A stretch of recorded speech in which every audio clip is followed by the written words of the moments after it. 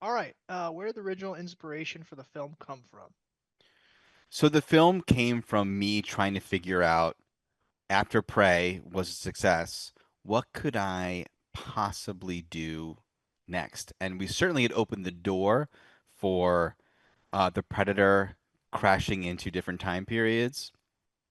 But I didn't want to just fulfill that what if fantasy. I really wanted to give audiences even more than they were expecting. So that's where the idea of anthology came from. What if we told multiple stories, but making sure, like Prey, that those are stories that were very, very character and thematically oriented, super intense, crazy action sequences before the Predator even shows up.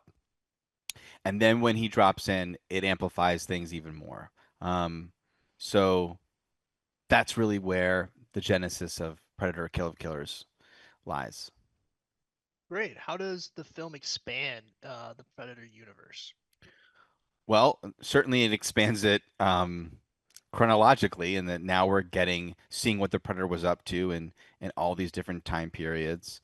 But also, it has some things in store for audiences that doesn't just um, extend what you know of Predators; it actually widens it, and sheds light on what could have been happening throughout all the movies that you've even seen already. And what are the challenges or benefits of telling a story with animation? The funny thing about animation is that you would think that the possibilities would be endless because you're less bound by the practical world. But as my co-director Josh Wasung has said, um, you can make anything, but you have to build everything.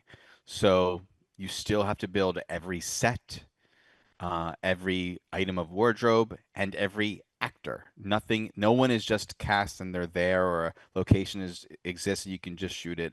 Everything must be constructed. So you still run up against limitations in time and budget, and it forces you to be creative just the same way that happens in live action. But on the flip side, you get to express yourself in a very different medium. I love that animation really puts art forward so that everything can be very noticeably beautiful and brutal at the same time. And lastly, here, how do you think this film will resonate with Predator fans, and like what can they look forward to?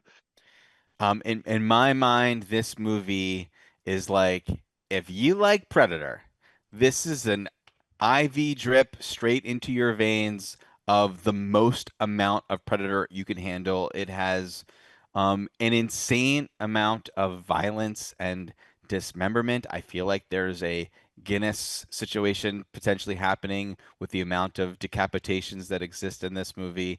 But at the same time, um, I think the original Predator was actually quite character focused and really was about something, because the end of the movie, it does not end with all the big muscles and big guns winning. And Prey was also something very emotionally charged, and this movie is incredibly intense, as well as insanely violent.